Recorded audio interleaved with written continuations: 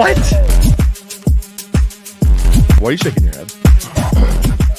You're welcome.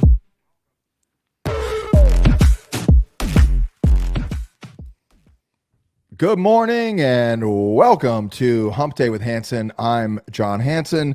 Our guy Tommy T-Bone is in the back studio, if you will, producing this little live stream here at FantasyPoints.com. It is, well, it's Hump Day. That's why we call it Hump Day with Hansen. And we are still preparing for week number 9. I do, though, have my document in hand here with all kinds of information. It's kind of like my starting point. I haven't gotten all up in there, deep in the weeds, but we got to chop this puppy down a little bit. I get a little bit too wordy here. So before we go to the questions, I'm going to try and do a very, very quick rundown of the week 9 slate here. I know I normally take like 20 minutes, but we got 1 minute in. We're 1 minute in. I got to do this in 15 minutes because we're going a little bit long here. I am still sporting my Los Angeles Dodgers cap, as you can see. Very happy for all the Yankee fans out there who at least got their chance to enjoy a victory at home. But you know, just FYI, the Dodgers kind of gave them that game. It was a bullpen game that they kind of gave up on.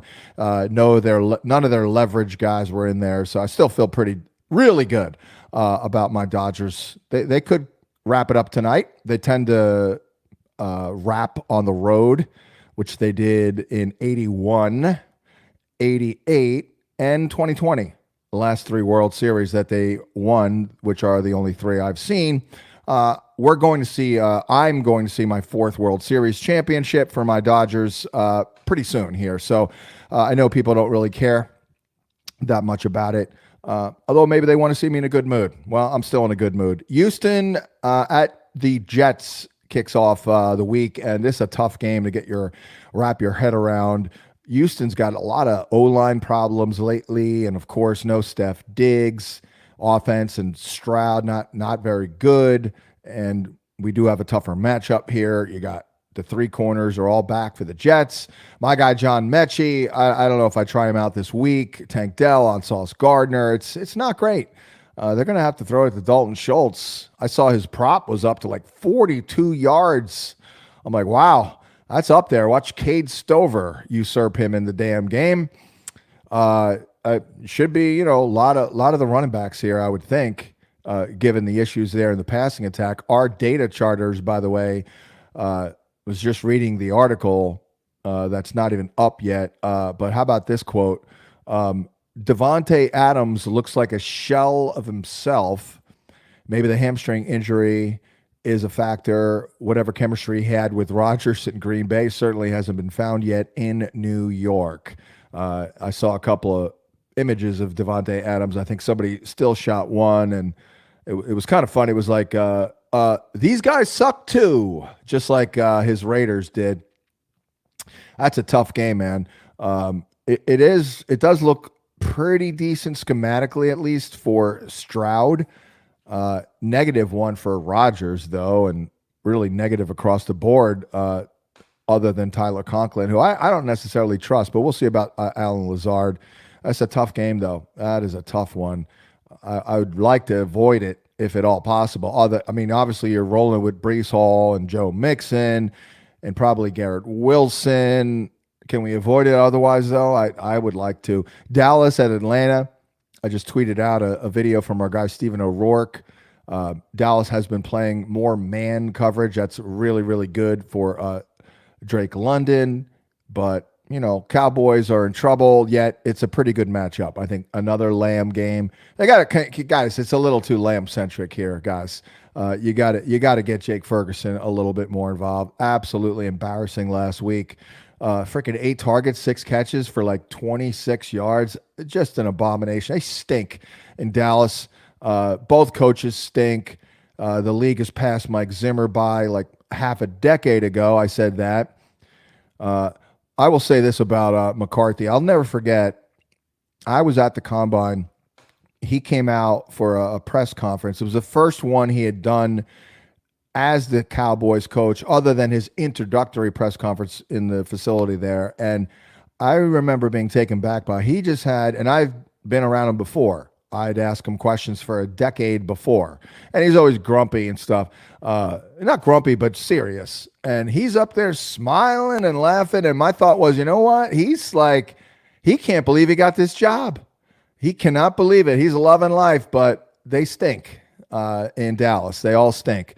Bijan Robinson does not stink. He's looking really good. So is Kyle Pitts. Unbelievable. We finally got it. We finally got there. Not the greatest matchup schematically, perhaps, but you're absolutely rolling with him all day long. Denver at Baltimore, very interesting matchup. Can Denver take advantage of all these deficiencies in the middle of the field against Baltimore? I'm not totally convinced on that. I definitely am not convinced that they'll run on Baltimore. This could be a little struggle bus action here, although it does look somewhat decent schematically for Bo Nix. And the Ravens are going to operate with Deontay Johnson. And all of a sudden, right out of the gate, Deontay, how about a little Pat Surtain action for you coming at you? So not a Deontay week. That could work out at least this week for Zay Flowers, but it's going to be a little confusing in Baltimore with all their weaponry. Like they could lean on the run and throw it 22 times, or they now have the personnel to throw it 38 times a game, which they won't. But only one ball, that could be a problem there in Baltimore. Miami at Buffalo, not the best matchup for Tua and the Dolphins, of course. Bills are very stingy on the outside. I do like the matchup this week for Amari Cooper. I didn't like Cooper last week. Khalil Shakir could be a problem this week. Jalen Ramsey has played in the slot a lot. Ramsey did get roasted last week by Marvin Harrison, but still a tougher matchup. Miami's defense has been pretty good, but I think we're in good place right now with Buffalo. Nice balance with Cooper there, all of a sudden making everybody else better. That was a great trade by them. Let's see, moving on. Saints, Panthers, this is kind of nasty. I think we go right back to the well here with Olave, though. He'll see a lot of J.C. Horn. That's a very good matchup. I do think we're probably going to get Derek Carr back. Don't quote me on that, but I know he was pretty close last week. Not the worst spot here if you needed like an Xavier Legette. They did lose Paulson Adebo, an outside corner, so he'll likely be up on the backup, which is Kool-Aid McKinstry. So there's that. Bryce Young did play a little bit better last week. He looked like a professional quarterback. I kind of like Mason Tipton for what it's worth. We'll see if there's actually a prop there, but he seems to be the Rashid Shaheed replacement, and Bub Means is like the Olave replacement. So Bub Means cut him, I guess, at this point. Needs Olave to be out. Equinemius St. Brown is now in the mix there. Going to be maybe even their slot. Moving on to Raiders, Bengals. Bengals are a freaking train wreck. I don't know what to do. I mean, my instincts at this point are sell, but I mean, I'm not going to give these guys away, but Zach Taylor has proven to not be that good. The Bengals are cheap, so that's why they've never won a Super Bowl. I mean, that's the big reason why. I mean, maybe they could have won in 82 or whatever the hell that was. Sure as hell weren't going to beat the Niners the second time. So not the scariest matchup, of course, against the Raiders. So, I mean, you're rolling with these guys. We'll see if Higgins plays. Jacoby Myers, I did have him as a trade for guy for 2 weeks. Pretty good. I mean, he's very good. He kind of bogarted freaking Bowers in this game. By the way, great nugget from Ryan Heath. Now we know the deal in Cincinnati. If T. Higgins is out, then Mike Gesicki could be a thing. If T. Higgins is in, then Mike Gesicki probably won't be a thing. So we did learn that. Let's move on to Chargers, Browns. That's a tough one. This is a tough one here. Lad McConkey. I mean, I don't know how you sit him now. At least the Browns are well equipped to put points on the board nowadays. Ladd, we'll see a lot of Greg Newsome inside, who's good. He's good, but he does give up production. They all do now. They really do. They play a lot of man. Cedric Tillman, not worried about the matchup, but they're a little stingy. Good scheme, good coaching. Nothing tremendous stands out, although one thing that does is Cedric Tillman's matchup is schematically bad and individually bad. So this might not be a Cedric Tillman game. The best matchup by the data would be Judy inside. And yeah, Judy. I would say it's a Judy game. Of course, Njoku as well. Need to get Njoku in there. He's very, very good. Let's move on. Herbert, I thought looked pretty good last week, by the way. Obviously, Jameis Winston did pretty darn well. And we'll see about Quentin Johnston, by the way. I guess, is he going to play or not? If he's in, he might be the play, actually, against Martin Emerson, who has been beaten this year. And, I think Quentin Johnston's had a really nice year, but he's also been hurt now. And also, he just gets those. He's had some rough matchups, basically. He's a little bit of a marked man out there. DC at the Giants. We're looking really good. Giants benched Deonte Banks the other night. McLaurin looking really good. I don't think you use anybody else, but also looking really good is Malik Neighbors. Like, I am in on Neighbors this week for sure. Whatever his over is, I'm in on that one. Daniel Jones should be a little bit better, although the DC defense has been good. Better. I don't think they're a shutdown group at all. So I think it'll be a Neighbors game, probably a McLaurin game. Brian Robinson, pretty underrated right now. Thomas Tipples guy, Tyrone Tracy, man. I feel like last week, not week 8, after week 7, I was like, okay, I'm ready now to give him a significant portion of this backfield, like 1-2 punch, 50-50, dual backfield, whatever you want to call it. And now I'm ready to tip the cap a little bit more to Tracy and give him a little bit of an edge, because as reliable and, available as Singletary's generally been, and Dayball, of course, had him in Buffalo. I mean, he's also kind of a guy, and Tracy is better. And you have more explosive plays with Tracy. Patriots and Titans, kind of like the Patriot D, as our guy Brian Drake is basically putting his kids through college by recommending streaming defenses against Tennessee. It's a lot better when it's Mr. Mayonnaise there. But Mason Rudolph also is not very good. He's a backup type. I mean, it should be a decent spot for Douglas, but we've got to get Drake May in there for Douglas. And, of course, Calvin Ridley will likely see a lot of Christian Gonzalez, which hasn't been a bad matchup, but Calvin Ridley, it's like pulling teeth. So to get production, I'd have to lean negative there. Pollard should get the ball. We'll see about Tajay Spears. Bears, Cardinals. I do think that DJ Moore has a chance to bounce back here. He'll see Starling Thomas. That is a good matchup. Marvin Harrison is going to see a lot of Jalen Johnson. So it could be a Michael Wilson game. All games are Trey McBride games for sure. DeAndre Swift getting it done. Doesn't look like an incredibly great schematic matchup for the Bears in general. It does look positive for Kyler. I will say this. Even though the Bear D is tricky, the data has given us a little glimpse into whether or not Kyler will play well. Like last week. Last week, the data was actually decent, and it's actually really good, I see here schematically for Michael Wilson. So that's not a bad long shot play there. Jags at Eagles. Parker Washington will probably get something here. He'll see Cooper DeJean, the rookie. Quinyon Mitchell, the fellow rookie, has been good.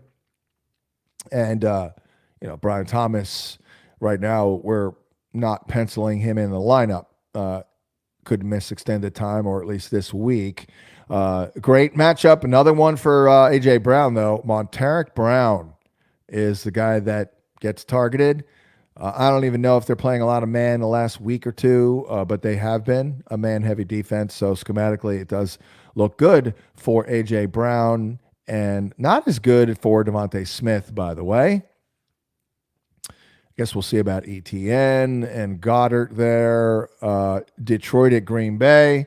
All right, 15 minutes. That's not bad. I'm getting there. Almost done. Detroit at Green Bay. Yeah, I think this we'll see about Jordan Love, obviously. Does look good schematically, though, for Jamison Williams and Laporta, although Jamison's suspended, so never mind. And Laporta. What else? Wicks looks pretty good. Jaden Reed, not good. I don't know about that one, though. They do play a lot of man. If Jordan Love's in, I'm in on Jaden Reed still. Now, Tucker Kraft has been a little bit of a blind spot for me. I'm not totally trusting it, but since he's now had a couple of good moments, really good, he's kind of crushing it. But Detroit has been really stingy against tight ends. We'll see what other data points we can pull up to support or go against Kraft here. But yeah, it's a little bit of a blind spot for that. It's tough. It's a tough one. Luke Musgrave's also coming back at some point, I would think. So. But if you've been using them, you're doing well more often than not. Rams, I mean, we're looking pretty solid here. Although Seattle's secondary was better last week, they got Reek Woolen back. Cooper Kupp, I think, could see a lot of Witherspoon, so it should be another Puka game. We'll see about DK. The schematic matchup is. Well, the matchup's terrible for JSN. They don't do crap. They don't give up crap to the Rams inside Josh Wallace. So bad one there. Could be a Lockett game because they're a perimeter funnel if DK Metcalf does not play.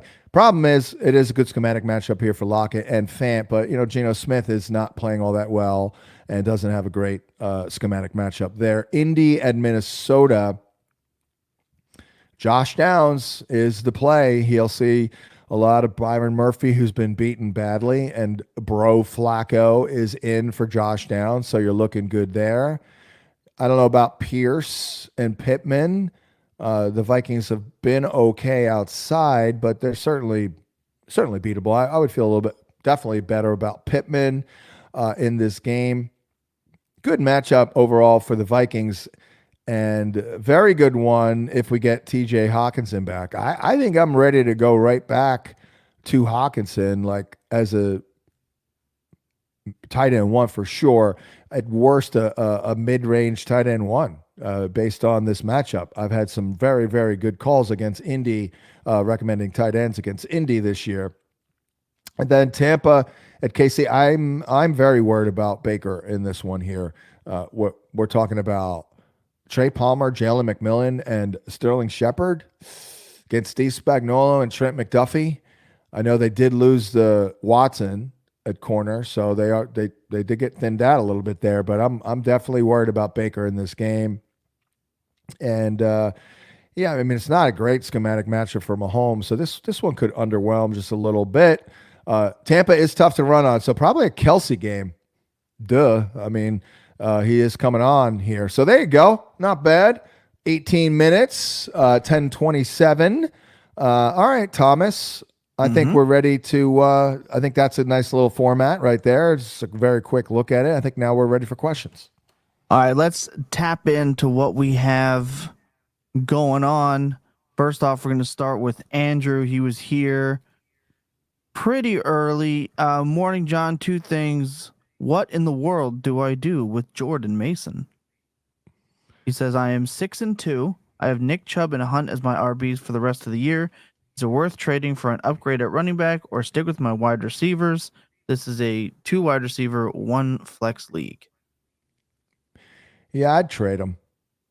I would. We could get McCaffrey back as soon as week 10.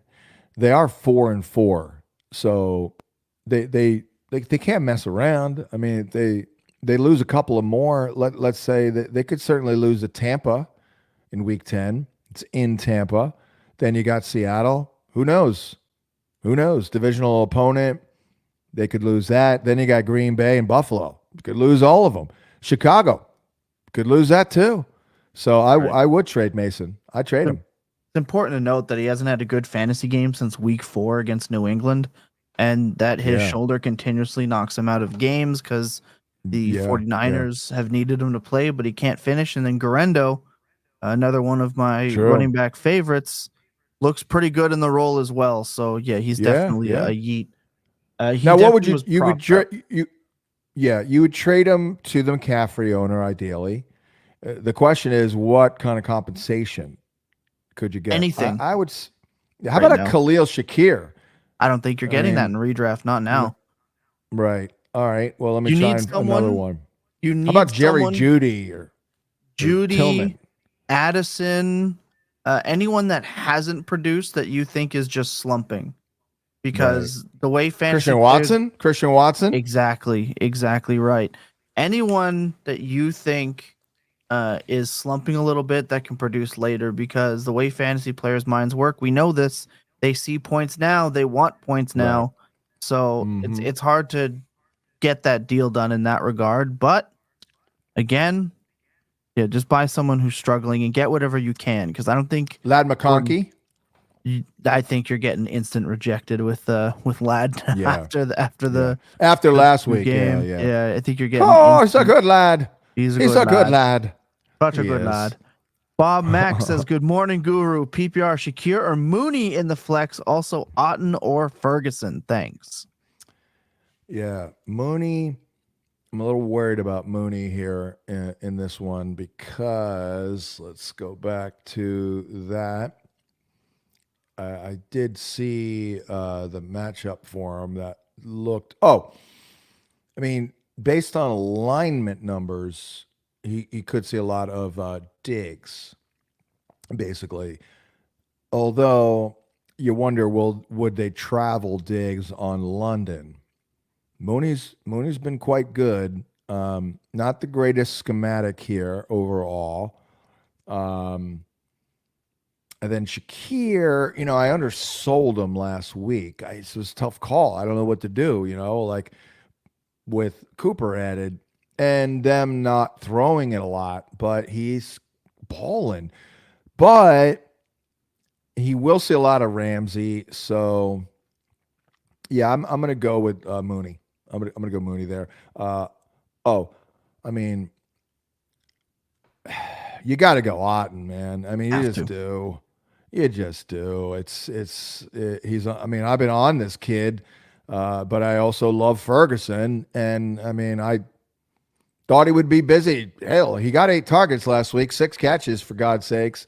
But all day long, Kate Otten, because KC's their perimeter funnel, basically a tight end funnel and a slot funnel right now. So yeah, it's Otten all day. All right, love that. Mark Farmer wants to know, half-point PPR, which tight end would you look to trade, and what kind of return could I expect? Ferguson and Njoku or Hawkinson? Yeah. Well, you're not trading Ferguson right now because you won't get crap for him. So it's either Njoku or Hawkinson. That's close, man. It's really close. What do you think, Thomas? I'm trading TJ Hawkinson. Yeah, huh? Well, I kind of thought that. Serious knee injury, right? And we're getting him back in November. What are the chances he's ramped up to full speed, fully tuned in? How often do we see significant knee injury players have a slow start on their way back? He probably doesn't look good for another couple of weeks on an offense that lost their starting left tackle and just traded for a new one, while Darnold has slowly started to return back to being a pumpkin. I'm just saying, if there's one player of this group that underperforms down the road, could be Hawkinson. And if somebody is hyped that he's coming back, I think you'll get a better return, because you're not trading the league winner in Njoku. And Ferguson, we know, is going to put up points. This is just the mid-cycle of the cycle of Dak, which is he's good, he sucks, he's overrated, he's not performing, I want to cut him, and then he becomes the quarterback one down the stretch. This is just what we do with him every year. So I'm holding Ferguson, but Hawk, to me, has the most name. He's on the right team. He hasn't played yet, so no one's disappointed. There's like an allure of mystery with him. I'm trading Hawk for pretty much any wide receiver that I could go out there and grab for him. Any wide receiver 3 that has wide receiver 2 upside. Gimme. I agree. I agree. I mean, leave it. Vikings gonna Vike, man. It's like they're like the best team in the NFL, or one of the 2 to 3 best teams in the NFL through like week 7, week 6. Of course, this is despite already losing the number 1 draft pick quarterback who's good. And now your freaking left tackle goes. I mean, come on, Christian Darrisaw. Can you freaking be available? I mean, the guy, no offense. Brutal. It's a shame. It's just like, geez. And can Cam we get Robinson a good is not freaking the tackle? answer. No. He's an adequate starter, maybe. Yep. But Learning a new they're system. they're still gonna try and go for a run here, but they're not winning crap this year with Darnold. They're not winning anything with Darnold.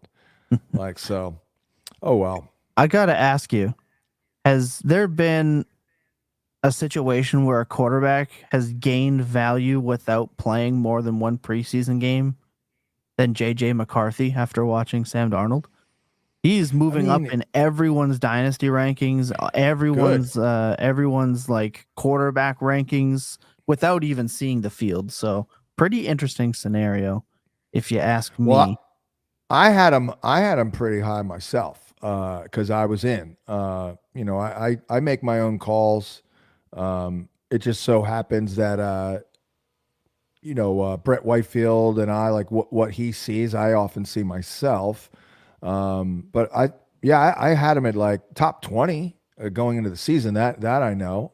He's going to be good. I mean, he's going to be good. So, by the way, buy low in Dynasty, right? I mean, I guess Absolutely. It's not that low, but yeah, he is going to be a top 8 fantasy quarterback.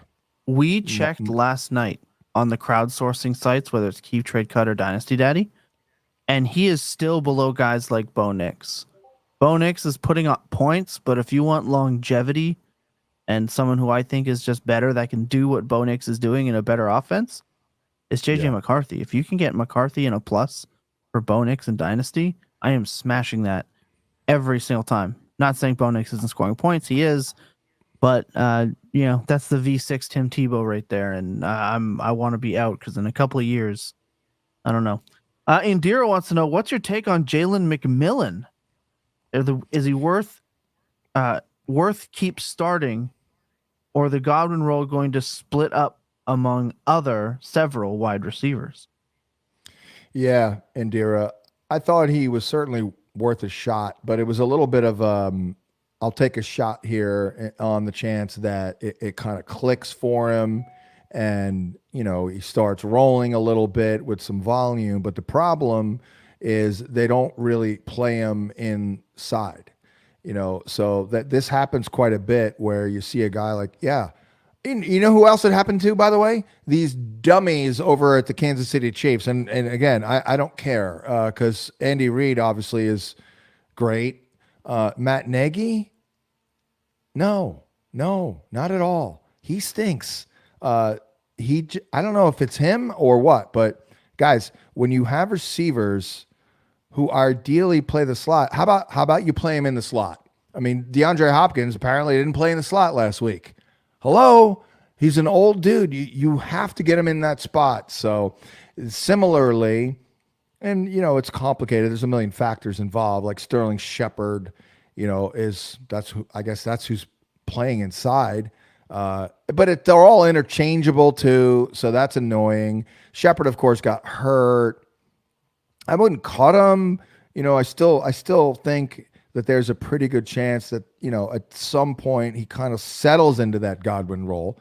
But maybe that's when Evans comes back. But we're a few weeks away from that, right? So not a guy that you can use at all with confidence. I would love to see them start playing him inside more. This is where he should be. If he did, he could be a guy that you can almost count on every week for like 4 for 50 kind of a deal. Then now if he scores, you're good to go. So can't count on him right now. Ideally, I would like to hold on to him in case he pops because he is obviously just getting started here in the NFL career. Yep. Duncan Petrelli, Caleb Williams at Arizona, Carr at the Panthers, or Flacco at Minnesota in a 6-point passing touchdown league. Yeah. Boy, Caleb really, lost some wind in his sails, if you will. Really slowed down this past week. Doesn't look particularly intimidating at all, obviously, schematically. Yeah, it's in Arizona. Yeah, I'd probably have to go Caleb there with just on the chance that the Vikings can kind of swarm Flacco. Obviously Flacco will get like 2 yards rushing. So I do like Josh Downs a lot in this game, and it could be a little bit of a shootout. There's no doubt, but I think I'm gonna go Caleb there. What do you think, Thomas? Agreed. I think Washington's defense is a lot better than people are giving it credit for, stifling a young quarterback like that. I know. I mean, geez, yeah, exactly. Indira back again wants to know Leggett, McMillan, or Thielen. This is somewhat tied to the previous question. I mean, I would go Leggett. I mean, just hope for the best. I mean, he's got to be the one. I mean, who else are we going to here? Johnny Mingo?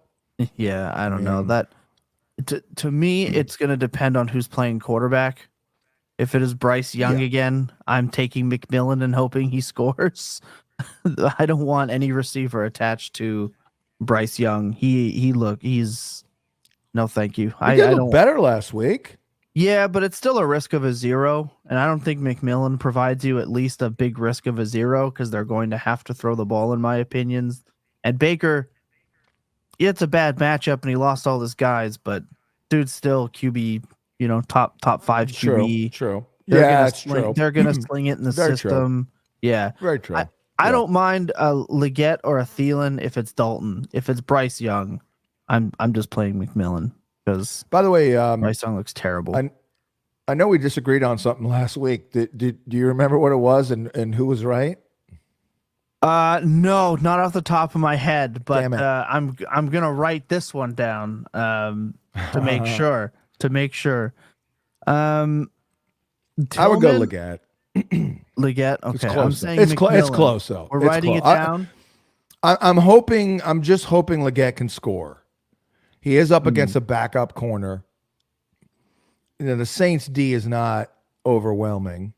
So, McMillan, yeah, I think it's a tough spot against KC. I mean, it is. Overall, fair. Junk Food John wants to know PPR, Tillman or Pitts. He's also playing McBride as a tight end. Okay. Tillman. I mean, Tillman's got a nasty matchup. I'm going Pitts. Absolutely going Pitts. Is Cam Hart is not giving up crap.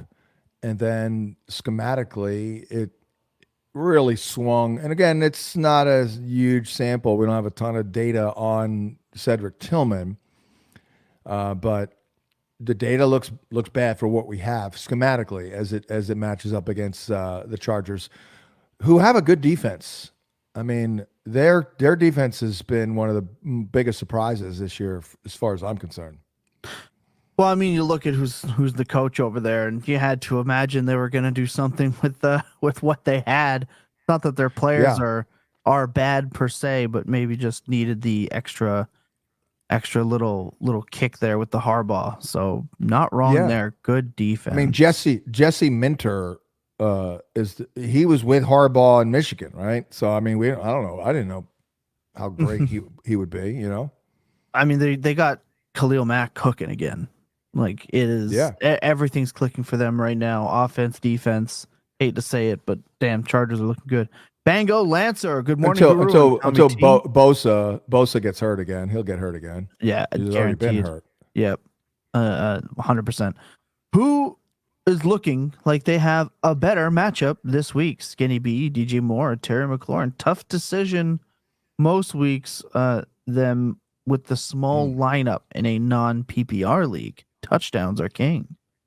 Yeah, I mean they're McLaurin is probably the one. He'll see Greg Stroman, his stock is rising. I don't know if anyone gets that at all. I do not. Stroman bread and yeast and rising bread and all that. Okay.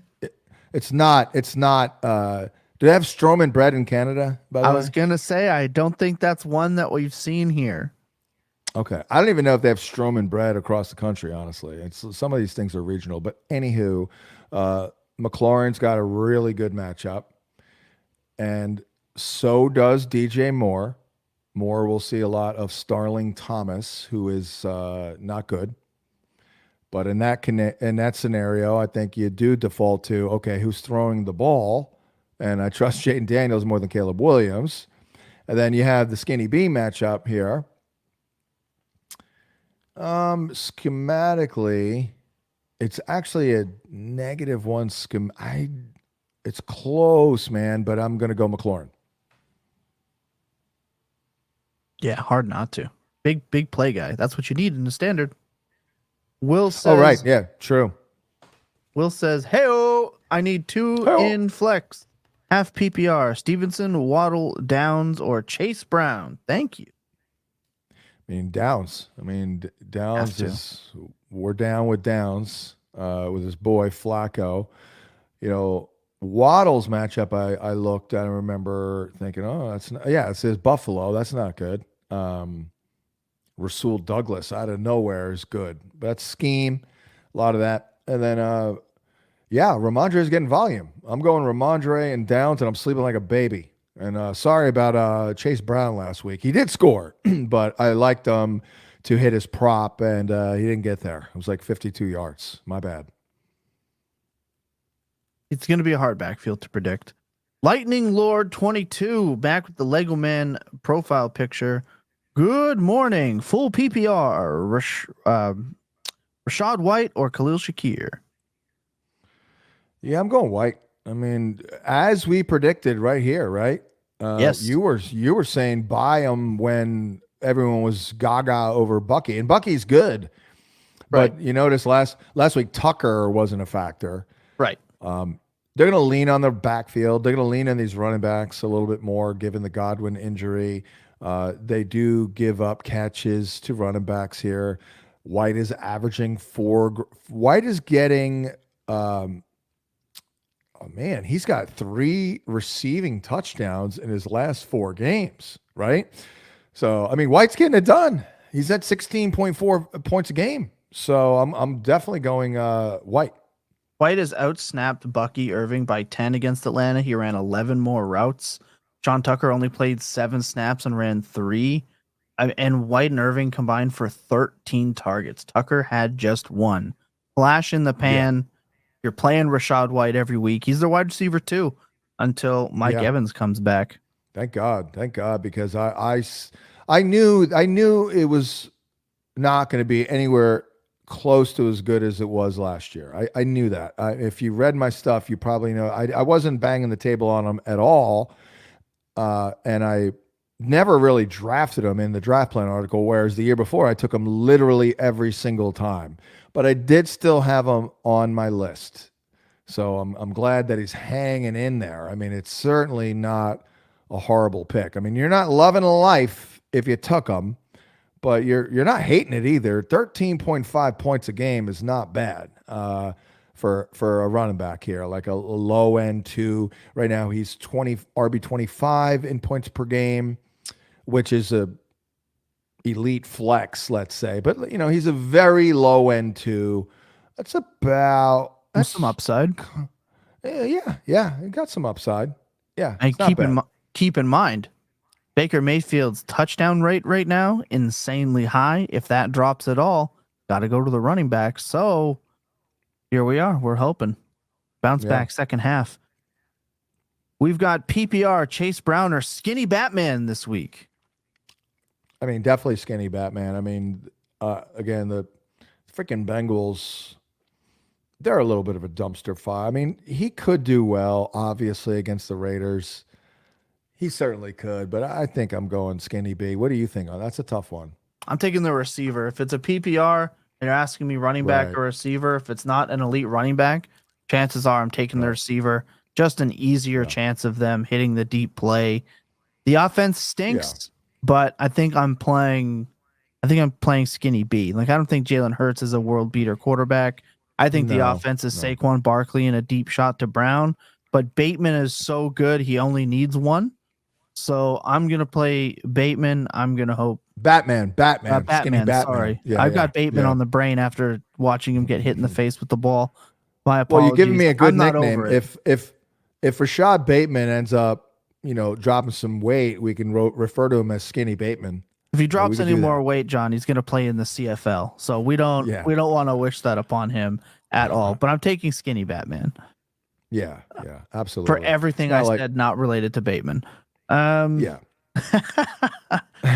Fatty Cat says, "Happy Hump Day!" Shout out to you for joining us. What's up, Fatty? If you haven't already, you like the video, hit that like button down there. Helps us a lot. Hit that subscribe button, goes a long way. I love the word fatty. No one is so like politically incorrect. We literally have a cat named Fatty. Like, that's his name. We didn't name him. We couldn't figure it out. Then he ended up eating a lot. It got really overweight, and we just started calling him Fatty, and that's it. He loves it. That's it happens that way. Steve Lindor. I have two nieces, real quick. I have two nieces who, when they were young, I kind of gained a good amount of weight in my mid-30s at one point. I blew up like a deer tick, basically, for not going outside. So they were like, I was like, you know what? Just call me Uncle Fatty. And they did for like a decade. Every once in a while, it still comes out, "Hey, Uncle Fatty." I'm like, "Hey." I'm not offended at all. Steve Lindor says, PPR this week, need one for the flex out of these. Hawkinson, Etienne, or Juju. Lots of question marks. But if all are playing, who do you play this week? Juju? I mean, is he back this week in all his mediocrity? Is any of these guys back? That is the real issue. They're all question marks. Right. If they're all playing, I'm playing Travis Etienne. I'll put it to you that way. Yeah, I would. Tank Bigsby ran a few more routes, but let's be real. Last time we saw Etienne, 10 targets. Right. Last time we saw him really play. And you would think Etienne, come on, dude. I mean, he's been close, 2 weeks now? Like, got to think, they're giving up catches to just under 5 a game in their last 4. So, Philly should kind of crush. They'll be playing from behind. Jacksonville is 7.5 road dogs. So that's ETN time. Yeah. Cut Juju.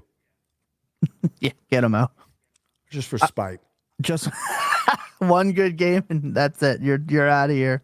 I'd cut him for spite. Just he'll ruin your team chemistry on your fantasy team. He's that annoying. He will ruin your team. Your locker room will be in shambles. Are you saying it'll be a divided locker room? Are you saying that he'll provide your team with bad juju moving forward? Yes, he will. Yes, he will. Yes, he will. Dan Casey Negative says, juju. Negative juju. In a half-point PPR, he needs 2: Hunt, Cup, and Olave. This is tough. I think you go Hunt. Not the best matchup. They're good. I'm gonna go Olave here, believe it or not, because Cup, he was in there kind of playing second fiddle to Puka. Puka's doing all the damaging work, if you will. Yeah, heavy lifting. Yeah, Cup this week should see mostly a lot of Witherspoon, who's good. Now Puka, Reek Woolen and the other. I guess is Trey Brown out again? He was out.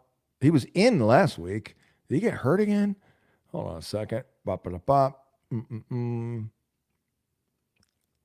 Oh, there he is. I don't know why we have. I'm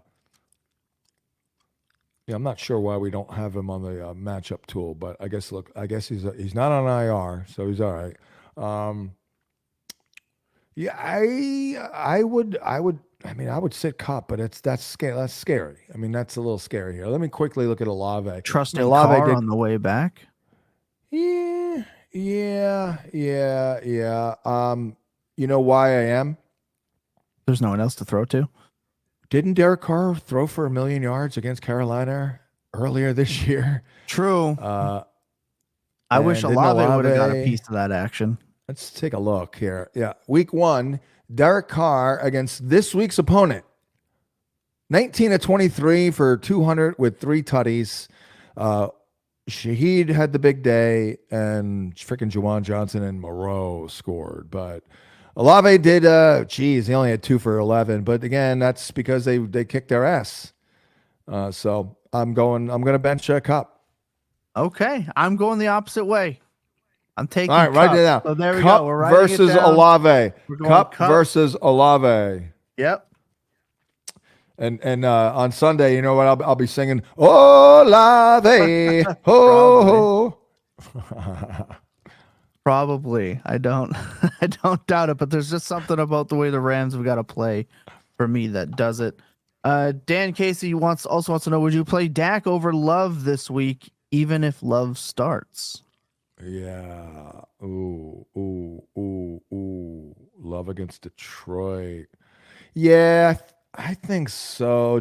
I'm gonna have to bump Love down because dude's getting his ass kicked out there. I mean, Yeah. he had a bunch of. He was hurt a couple of times in that game last week.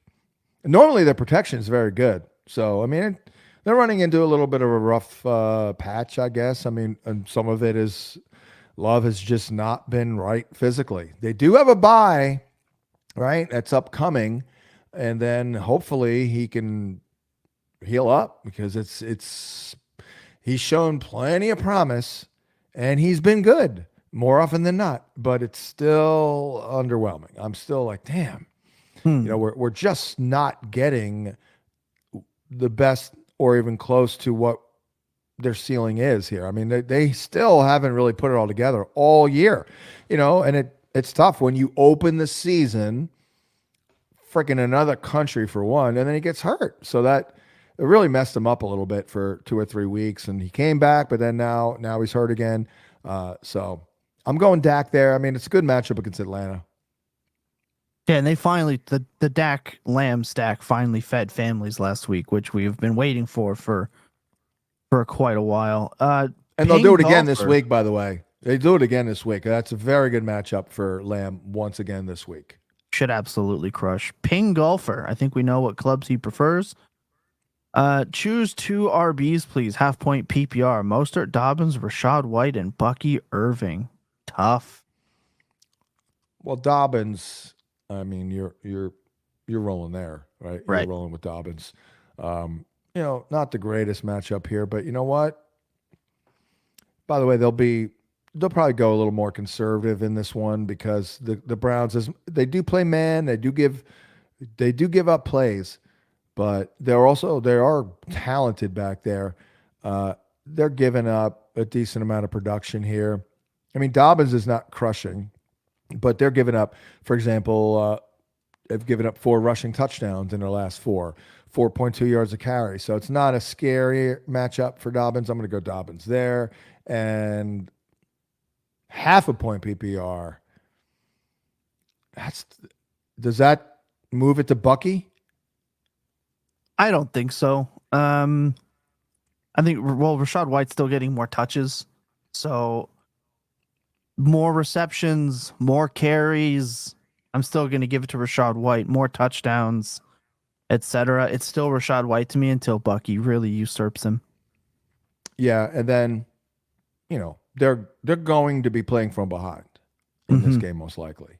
Not that the Chiefs are lighting it up, but I did say last week that Mahomes is getting 20 touchdowns from this point on, because right now, as I'm speaking last week, my man is on pace to throw 17 freaking touchdowns. He's averaged 36 and a half in his career. Are we really throwing 17? And I was like, no, we're not. That means he's throwing 20 from here on out. And what did he get last week? 2? Yeah. I think it was his first friggin' multiple touchdown pass game of the season last week, right?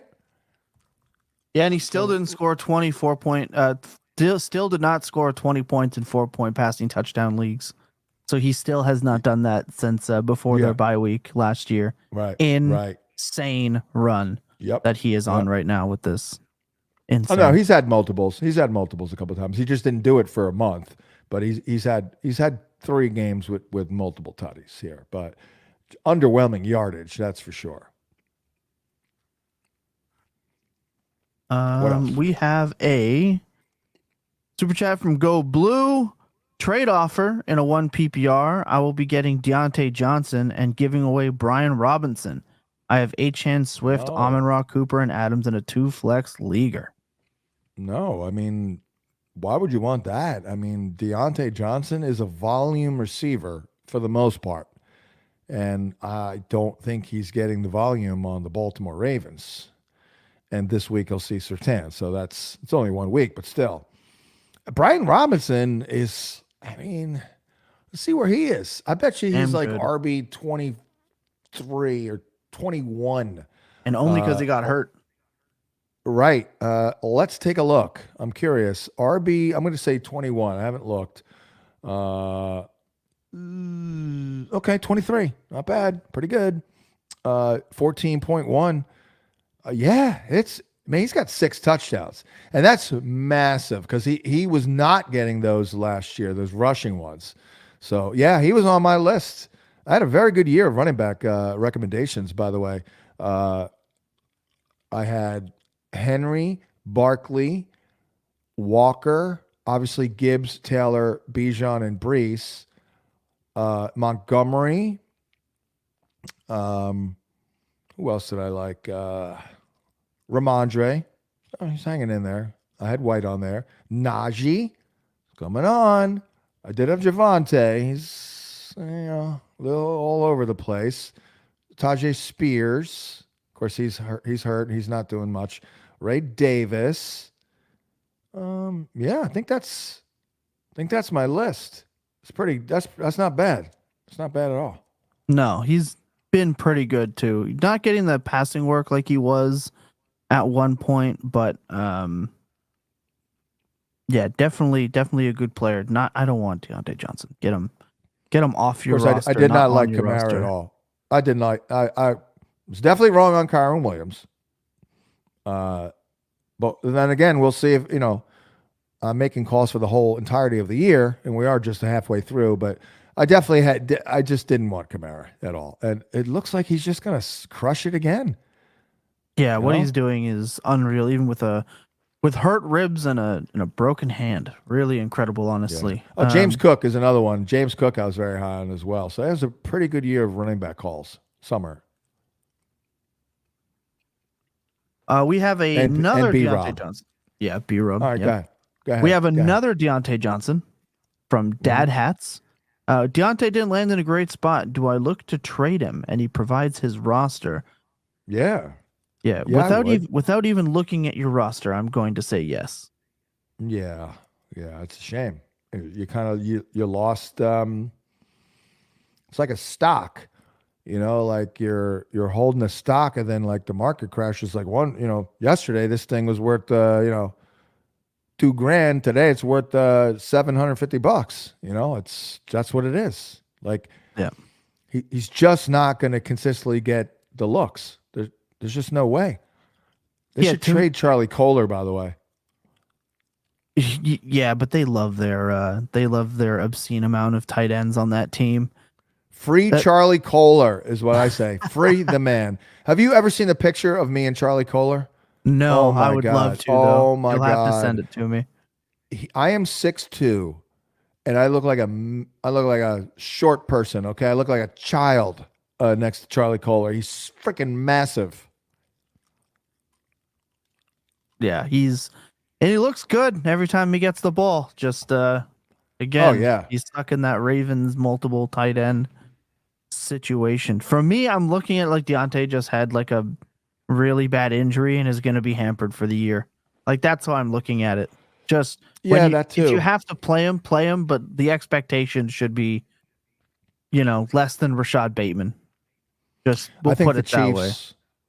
The Chiefs will regret not going with him. Like, what are you doing? You're going to get a potentially washed DeAndre Hopkins over a guy like Deontay? I mean, how much did the Ravens give up for Deontay? They gave up a 5th round pick, and they got the Panthers 6th round pick back. So they swapped a late pick, probably a 12 to 15 spot difference at best, or at Maybe worst, they worried I should about say. Yeah, But maybe they worried about Deontay in their locker room and their culture, but who Deontay knows? would have crushed. Deontay would have crushed. He would have usurped Xavier Worthy. He would have, I believe, taken over as the one by the time the season Right. ended. Also important to note, if he signs a contract worth $5 million or more annually, which in the wide receiver market is pretty easy to say he will, the Ravens will get a 6th round comp pick back in 2026. So they will just get their investment back a year later. So Yeah, all right. important to note on that one. Dynasty That's a good buy. one. I'll say that. He's a dynasty buy because he will not be on the Ravens next year because they are a comp pick factory. That is all they care about. So keep that in mind. Melio,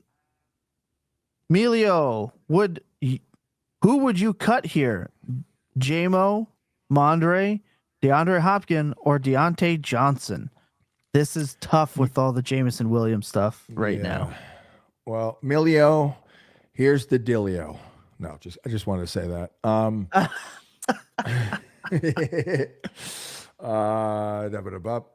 Well, it's J-Mo, no. Stevenson, no. Probably Deontay. Right. On the chance that D-Hop starts rolling here. I want to see. I would wait as long as possible to find out what the Jameson Williams suspension is going to be. Right. Because if you could, and you could cut Jameson Williams if he's going to be further suspended, this is why I want you to wait. If it's just the 2 games, I'm keeping Jameson Williams. If he gets suspended farther for the latest stuff, and it's now a 6-week suspension, I cut Jameson Williams and add him back when he's close to coming back 2 weeks before, a week before, be ahead of the waiver wire unless somebody picks him up. But other than that, I would cut Deontay Johnson. But it's a weird situation with Jameson Williams right now. We don't know. It's kind of all up in the air. But I'd like to get more information. But I would wait as long as you can. The Lions want to win. Like I don't think they're. I don't think they're gonna be too hard on James. You're worried about the team? I'm worried about the NFL. Right. Okay. Yeah, I'm worried about the NFL with that. The team, they're giving this guy as many chances as you could possibly get and still making him a mainstay. I agree with you there. It's the league that I'm concerned about. Alex Campo says, "Are we still trying to buy Odunze? Got offered him for Winston in a super flex, but I think I should ask for more." Yeah, I did have him on there, just thinking maybe Allen is not going to do it, but Allen since then has come on. I was not in on the Odunze at all this summer. I thought it was absurd what his ADP was, and I got to call this up because I guess I'm not, but just as a general statement, I like the player a lot. I think he's good. So as a general statement, acquiring a blue chipper basically at a steep discount is never a bad idea, but I don't think there's otherwise an angle to truly feel great about it unless we do get that injury of basically Keenan Allen. But my ranking of Odunze compared to the ADP, I kept looking at him like, geez, this is like ridiculous. But so far I'm correct. I got to find it because it was like, I'm actually ranking this man like 70, like 6 rounds after his ADP. It's like, geez.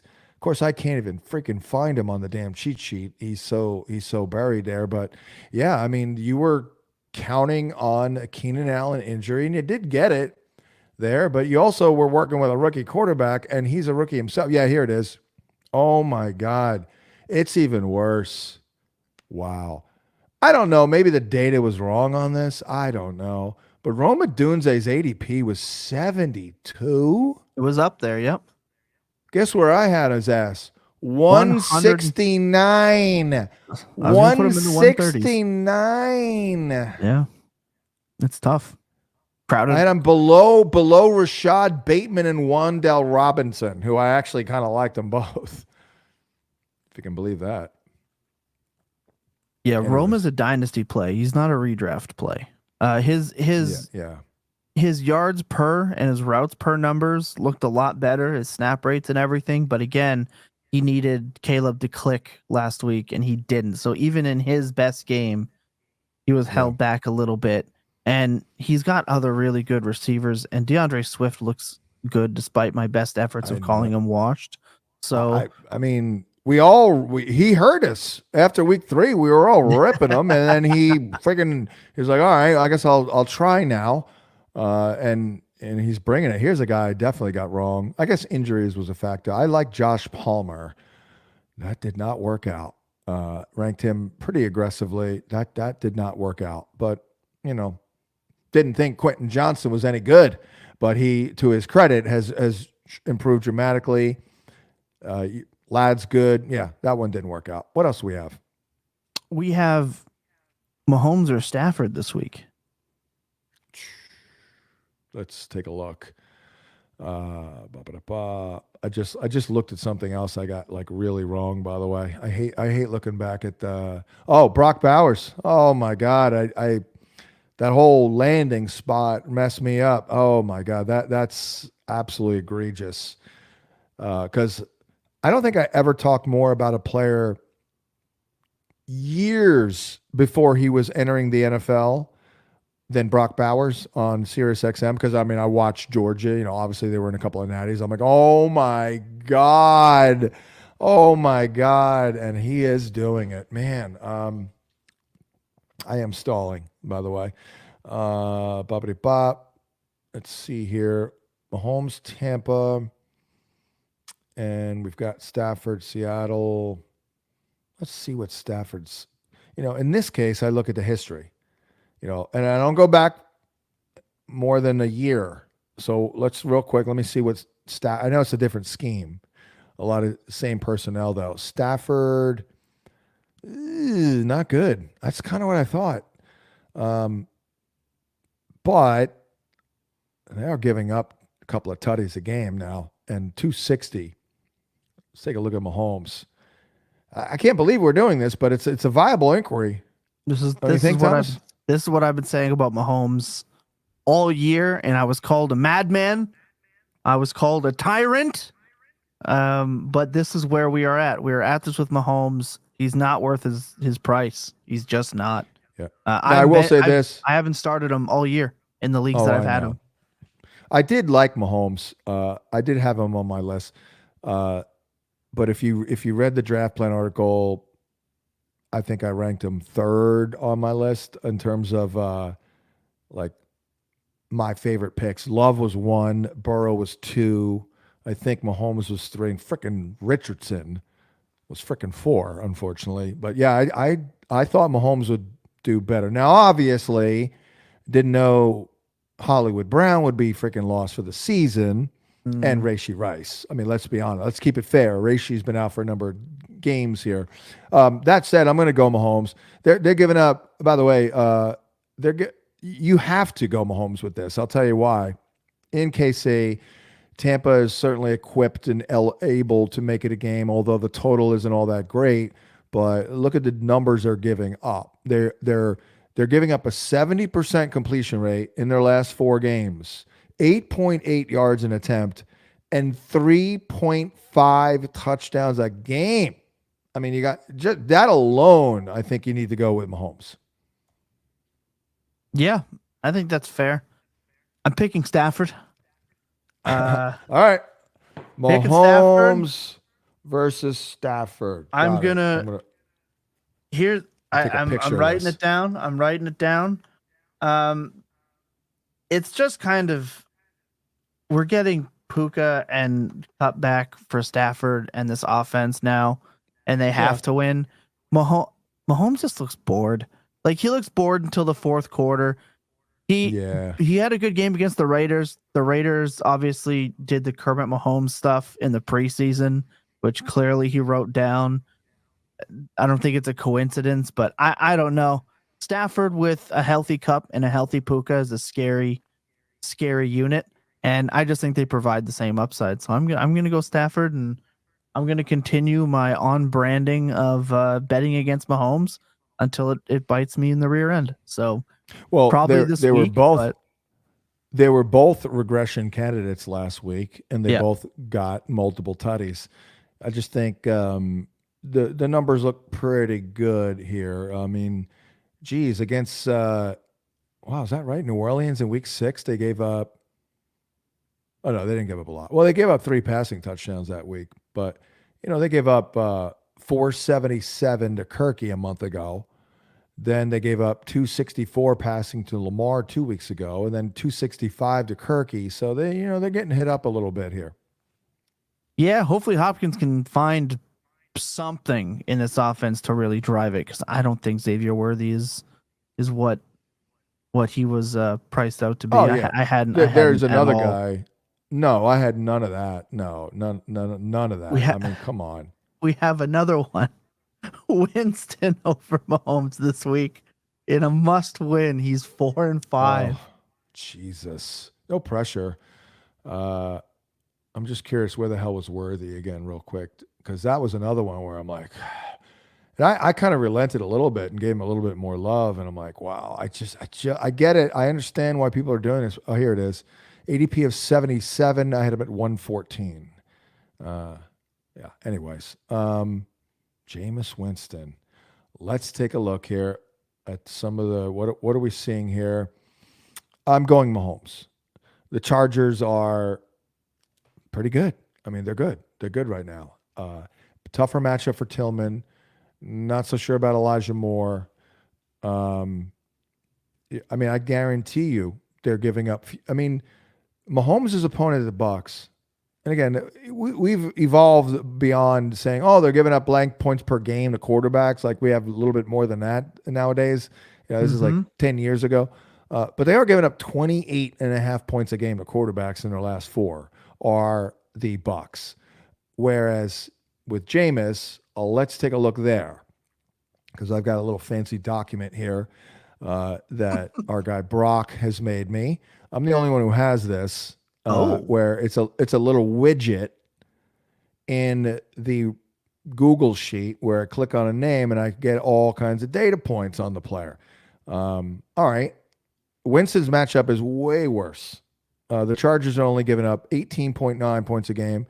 They're giving up a 57% completion rate in their last 4 and 6.8 yards attempt. They've given up 4 touchdowns total in their last 4, whereas the Bucks are giving up 3.5 touchdowns per game in their last 4. So, I think it's important to note too, Winston's not playing a team that's going to drop 4 interceptions. The Ravens dropped 4 in the game this week, and Kyle Hamilton had one to seal it, which I'm still not over. Still kind of makes me sick. So keep that in mind as well. He will turn the ball over to a team that has defensive backs that can catch the football. So I never want to see Eddie Jackson on the field again, if I'm being honest. He can retire now. Thank you. Here are the points given up by Tampa's defense in the last 4 weeks. 31, 41, 27, 36. That is insane. Crushed. Yeah, Todd Bowles is losing his mind right now. They have significant injuries or something in their secondary. Like, who's missing? Like, this is so odd for them in a Todd Bowles coach team to fall apart.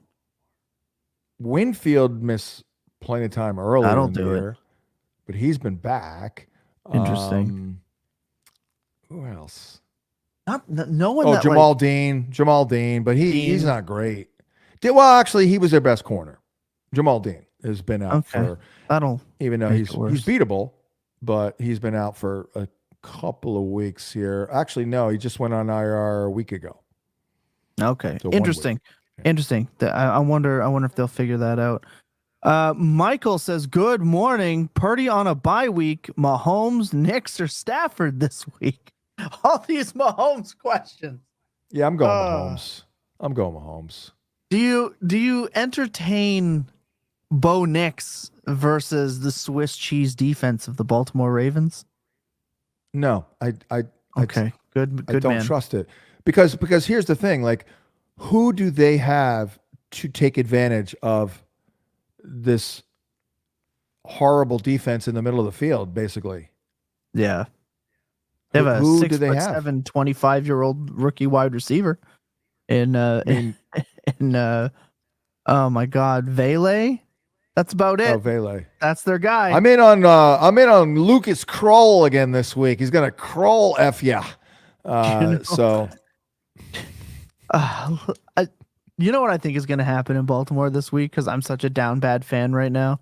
This will be the week Marvin Mims goes off. Just wait. Oh, Like, the worst player in the league right now, really, and the worst player on the Broncos is somehow catching 3 for 105 and 2. I don't know. Maybe I'm just a down bad fan, but I could just see that happening. I'm also I'm taking Stafford in this one too. I can't go All Stafford in the other and go Mahomes. We've already bet Stafford versus Mahomes. I'm sticking to my guns there. I'm gonna keep at it. Steve wants to know Winston or Flacco for the next 3 to 4 games. I mean, I would default to Winston just because he's more of a guarantee.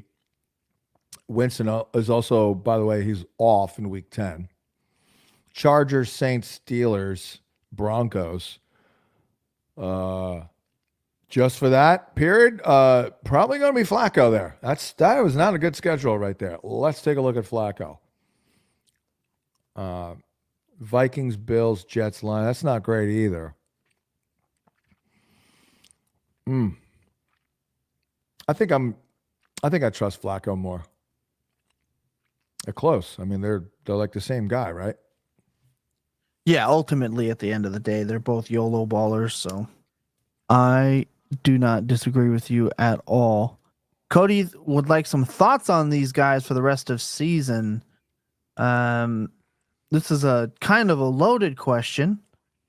Cedric Tillman and Keon Coleman. Let me do it real quick. Cedric Tillman looks like their prototypical one. He's good. I mean, he's good. I've always liked Cedric Tillman.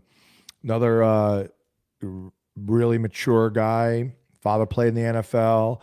Very good temperament. I thought he was outstanding, just in general when I interviewed him. Keon Coleman, I wasn't in on, but you know what? He is a really interesting player. Like, he's a flashy player who is, by the way, there's like, he's a weird combination of, like, you worry about separation, yet he's flashy. Mm-hmm. You know, is that ball skills? You know, I wasn't a big D-hop guy coming out because I didn't necessarily think, you know, he would translate all that well because he wasn't that big or fast, honestly. But, you know, the ball skills, ridiculous. So, but I do think he'll be a little week to week. Jaleel McLaughlin, I think he's maybe set in a very small role, regardless of who is the free primary back. That could shift over to Estime at some point. Coker, I don't know. I mean, no, I wouldn't go no if Thielen's back. And then Parker Washington would be the guy who has the chance. I overbid for him in one league, 14-teamer, the FPI on SiriusXM, Fantasy Points Invitational. I'm 5-3, but I lost Ayuk last week and Kirk this week. That's not good. You lose Ayuk and Kirk in a 14-team competitive league, you're effed. So I bid up 30. I think I spent $33 on freaking Parker Washington.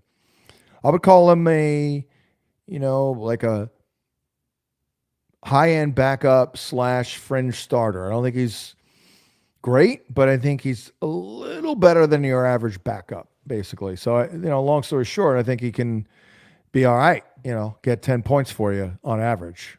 Mm-hmm. Yeah, and as Jalen Coker's a guy that Steve Smith really likes, and so when Steve Smith says he likes a receiver, I take notes. And he's worthy, seeing as how he says dynasty here mixed in there with Coleman. Coker's a guy I definitely want to have rostered.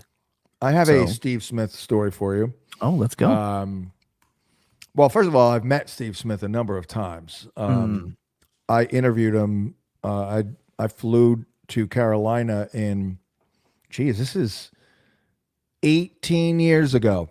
Okay. I flew to Carolina, interviewed Steve Smith. I had a magazine, put him on the cover. Superman Speaks. Interestingly enough, I talked to Keyshawn Johnson. Ooh. Keyshawn Johnson was on that team in 96. Mm-hmm. Look it up. You know who else was there? D'Angelo Williams, baby. I love me some D'Angelo Williams, man. Underrated running back. So awesome. Yeah, but the story is related to you. I had Steve Smith on the Sirius show, and I'm like, "Oh, Steve, you're on the Ravens now. Like, why Baltimore? Like, what do you like?" And he said, because of what Kevin Walter had done. I'm like, really? Under Gary Kubiak. He went there. I'm like, okay. What do I know, Steve? And he did well that year.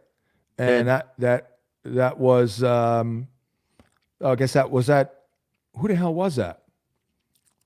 Who the hell was that? Was that like it was Kubiak. That's right. Duh. Yeah. It was Kevin Walter who excelled in the slot under Kubiak in Houston previously. I was like, all right. And Steve Smith is always a contrarian type of guy. He's one of those guys, when you ask him a question that you think you know the answer to, he'll give you a different answer. So that was a good example. I was like, oh, wow, Kevin Walter. Okay. You heard it first, people. Steve Smith is in Baltimore because of Kevin Walter. And he went over 1,000 yards that year and caught 79 balls, 6 tutties. He was phenomenal. He just missed out on that run. It was a couple years early with the Ravens. Really wished he would have gotten himself that ring there. Right. Yeah, that was 2014. Yep. Willie Rosa, 12-team PPR flex spot, Tank Dell or Josh Downs. This is an all easy day answer. Long. All day. Downs.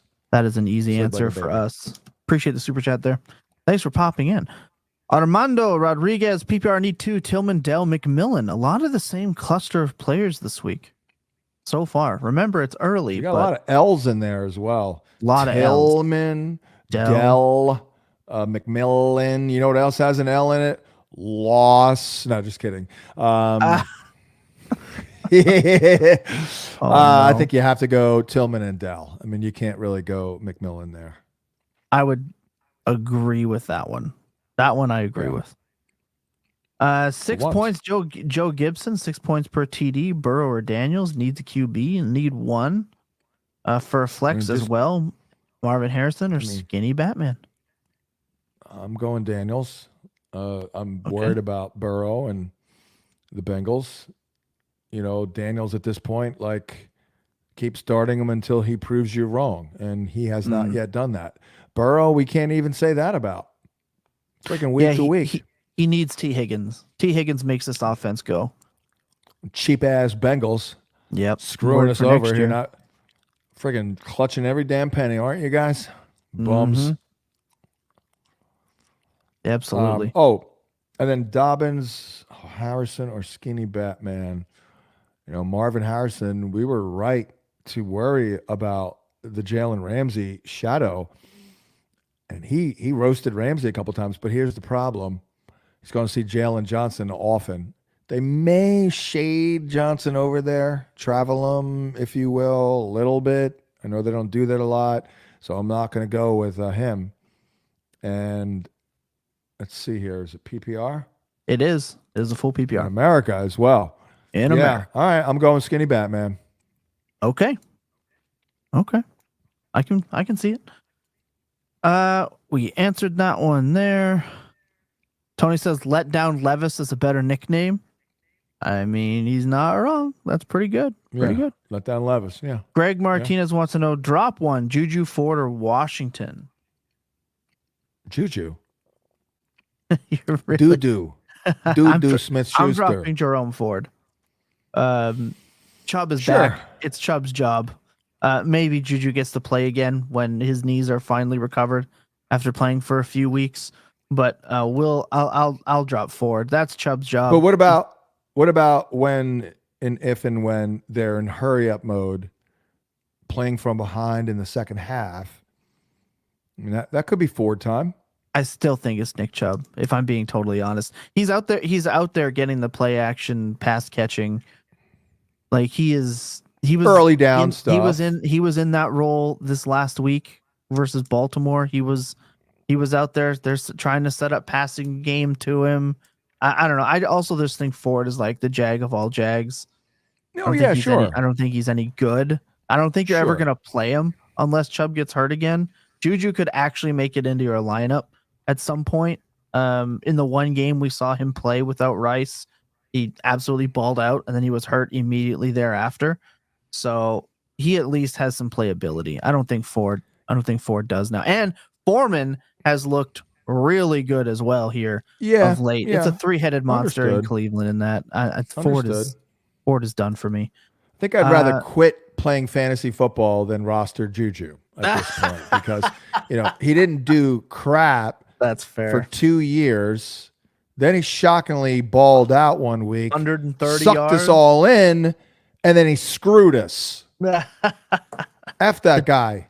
The Juju Smith special. John Colella wants to know best upside pick for the rest of season: Xavier Legette, Brandon Cooks, or John Mechie. By the way, Juju rested for 2 years for one game, and then he got hurt. John. It was a really good one. Yeah, but so I guess we'll see him again for half in another 2 years. But it's a good question. It's a really, really good one because Legette should be something of an alpha, although Thielen back has something to say. I'm going to go Mechie. It's a little all or nothing, but I love Mechie. I've always loved Mechie. Great guy. I want to back him. Amazing personality and demeanor. He's really good. Great route runner. Inside, outside versatility.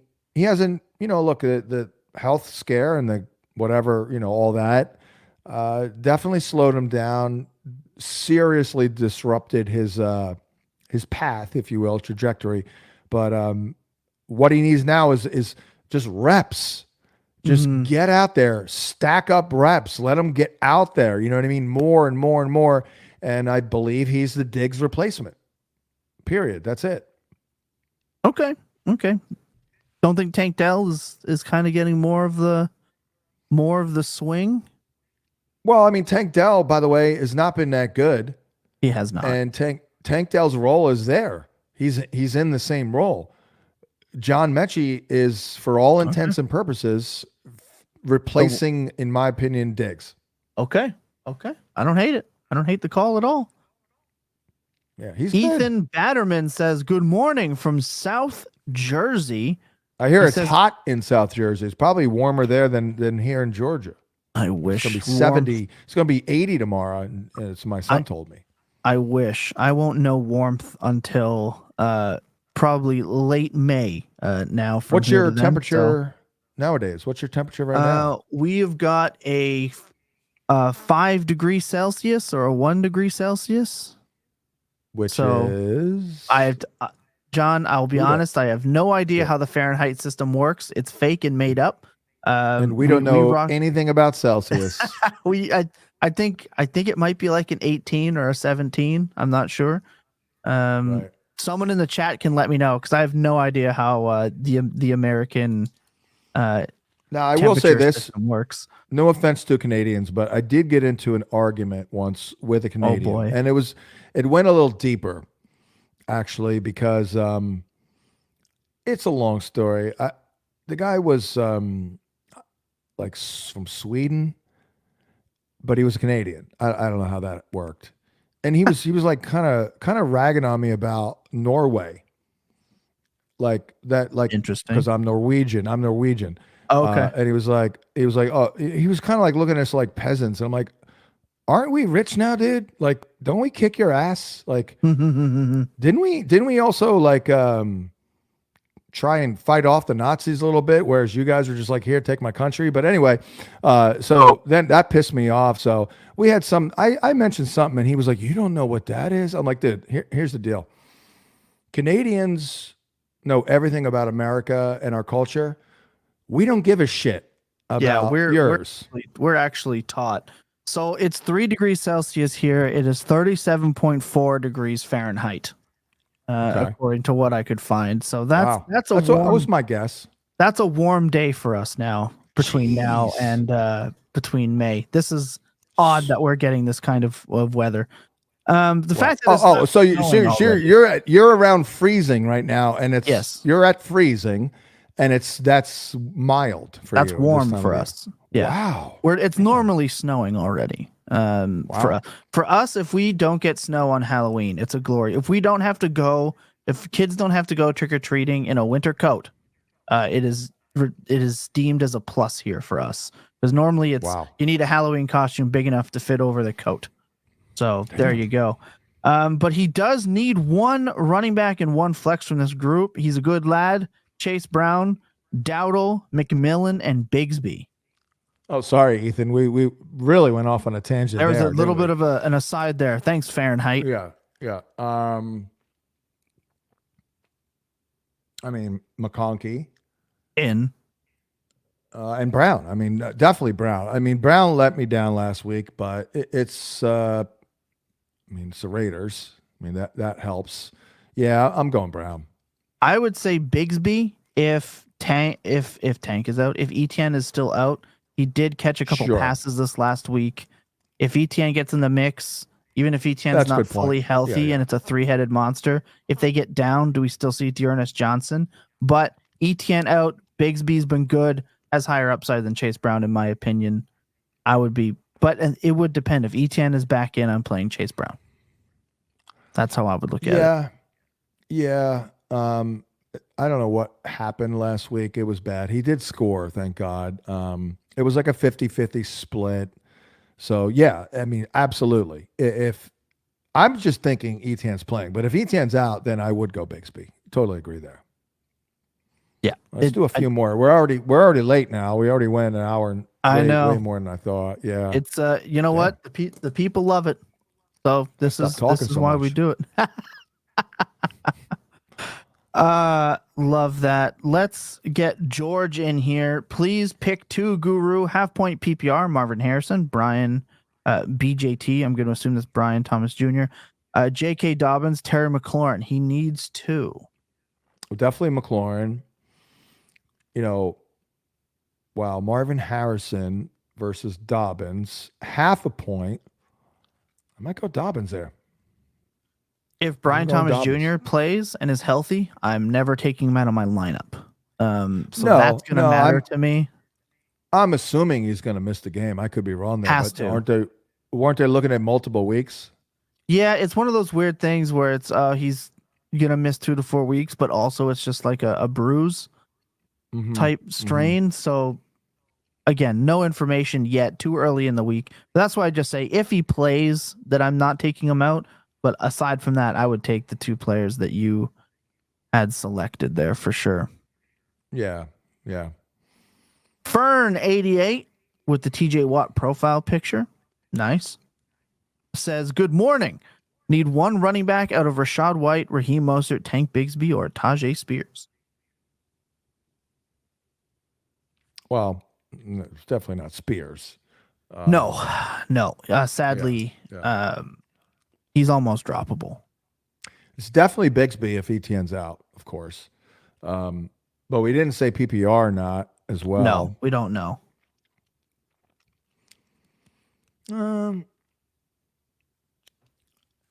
Philly, I don't know are they good on defense now? Like I've they are never getting looked better. I've never looked at the Eagles and went, man, I got to avoid that matchup this year. So Right. I think in a That's PPR, true. it's got to be White first, even if ETN is out. True. And then, True. right, if ETN is in, it's Rashad White either way. But yeah, and I would do it that way. Half point, ETN out, Bigsby, then White, and then White PPR either way. It would be how I Let's look see at what it. they're giving up. I bet you they're giving up. I'm going to see if I can guess another one. 3.9 yards a carry, I'm going to guess. Swear to God, haven't looked. Oh, nailed it. Yeah, baby. Nailed it. Oh, man. Damn. Damn, I'm good. 3.9. I got it on the head. Wow. Yeah. So there you go. They're only That's giving up 3.9 yards a carry. You're locked in. You're absolutely locked in. God damn. I drive my family crazy. I guess things like, you know what I guess a lot? The Family Feud survey. Oh, I'll guess the number of, and I'm like freaking on time. They're like, "What is wrong? What are you weird? What do you man. what do you sell your soul to something to see the future?" I'm like, I'm just a good guesser with that kind of stuff. Anywho, If I ever need someone to predict game show results, John, you're gonna be my guy. You're gonna be I'm my your phone a guy. friend. By the way, We have speaking of game shows, real quick, one thing I used to do to tease my mom, who was a Jeopardy superstar. Like she would crush Jeopardy, because she was a 30-year college teacher who was up on sports, pop culture, and music, and all the other stuff. You know, I had DirecTV for the Sunday ticket, of course. This is before I even worked for DirecTV. By the way, I did predict to my wife and I think my mom in 1998 that I would work for DirecTV, there we go. analyzing fantasy football, and I did for a decade. But anyway, I had DirecTV, but I also had cable just as a backup. The DirecTV in my office was like 5 seconds ahead of the cable. And, you know, she'd come over and she couldn't help herself. She'd have to blurt out the answers, you know, all the time. She puts on Jeopardy and she just sits there and blurts out the answers. She gets them all right. But I would get the answer in my office and I'd just walk out there like Napoleon and like get it on. I finally had to tell her after like a year, 2 years maybe. I'm like, yeah, I'm getting the answer in the office. Oh Sorry. my gosh, that's the that is the Fresh Prince of Bel-Air bit. I'm not sure if you know that or not, but the Jeffrey ended up winning money because he had watched the pre-recorded, like he had taped it, watched it, already knew what the answers were going to be, and ended up getting Will Smith to bet on it. And yeah, he ended up beating him. Old bit from a phenomenal show, but it reminded me of that. We got 2 questions here, Steve. This one I just find interesting, so we're gonna go. He says, "Steve, this is Steve me. Downs or Amon-Ra this week? Ooh. Isn't it kind of crazy that we're going here?" I was with a young man on Sunday watching the games. He's a good friend of mine and ours, kid, but I saw the kid grow up, but he's grown up. You know, he just graduated from the University of Charleston, but he's really into betting and like props and fantasy. Yep. Obviously, you know, he's always kind of looked up to me. So him and his fiance came down. They spent the night, and we just watched football all day. And nice. He was in on the under Amon-Ra prop. I'm like, oh, I totally see it, but it just seems way too good to be true. And man, what did Amon-Ra get last week? 8 yards? I mean, it was unbelievable. Like, I'm like, wow, dude, you crushed that one, man. I mean, that is a win.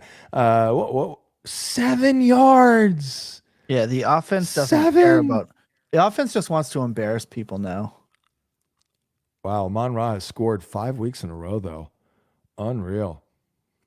Well, I still can't bench Amon-Ra, though, right? I just can't do it. Green Bay. Let's see what that matchup looks like. I do love Downs here. I really do. It's a shame you can't get them both. I mean, geez, I can't sit Amon-Ra for Downs. What do you think?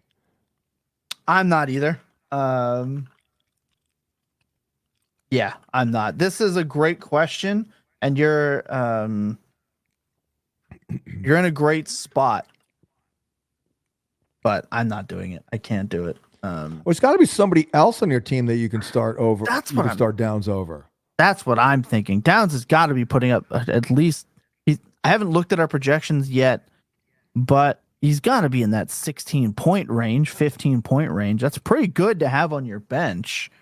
So very interesting. I'm playing Amon-Ra here, but you're rich now, Steve. Like, you're rich to me. This is Yeah. a dream for me in my Let's rosters. take a look. Everyone Let's on take my a look rosters at are what hurting. Let's take a look at what we have here for Amon-Ra. 15.3. Downs. there you go. Oh! To our point, Downs is projected higher. Oh my lord. Okay. There. All right. Does that change it for you? I mean, Do you go with projections or are you going with the gutalytics? I'm going Amon-Ra. I'm still All going right. Amon-Ra. All right. I mean, I look, am too. I but mean, how the good? Vikings could wreak some havoc. Mm-hmm. Yeah, I mean, they do have other guys, like obviously Pittman could get a bunch of targets, AD and Pierce. Whereas Amon-Ra, like, what are we doing here? It's Green Bay. Could be a shootout. If Jordan Love plays, obviously if Jordan Love plays, Mm-hmm. but no Jameis. It is a good matchup for Laporta, but no Jameson. So I think you have to go Amon-Ra. Yeah, I agree there. Willie Rosa again with the super chat. He goes, "Who am I grabbing off the wire if Love can't go? Is it Geno, Tua, Flacco, Winston, or Trevor Lawrence?" And he says, "Let's go Yankees, but respectfully." Oh, respectfully. Okay, there you go. I'm glad. I mean, I was honestly feeling a little bad for the Yankees, especially Aaron Judge. Like, geez, man. Yeah, I mean, that dude's. oof. Seems like a great dude. Some of the tweets like out there about his batting average are completely out of pocket. Really insane. I mean, that he seems dude like needs a to turn it very up. nice, guy. Like Yeah, Yankee fans, though. Oh, ruthless. But like I mean, said, the tweet about Aaron Judge. If you just search up Aaron Judge batting average on Twitter, you'll be there for a while. The memes and some of the tweets out there are absolutely insanely ruthless. But he does want to know off the wire if Love doesn't go. Is it Geno, Tua, Flacco, Winston, or Lawrence? We have Geno, and then we have Winston, and then we have Flacco, and Lawrence is way down there. Well, his receivers are hurt. Kirk is done for the year with the collarbone. Gabe Davis is who he is. Hurt. True. He does still have Brenton Strange. Hey, dynasty favorite. 5 balls last week. I mean, pick him up. Yeah, if you haven't already. He effed me on my Evan Ingram prop. The friggin' hashtag analysis was there. Sorry about the damn that. tight ends caught 9 balls for 80. A lot of 12. Freaking Strange. A lot of 12. They have to right now. Yeah, I'll go Geno.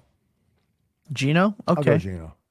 Yeah. I would. What I was going to say to Willie, Willie looks like he's from New York, doesn't he? He's just got that New York vibe. He's got a New York vibe.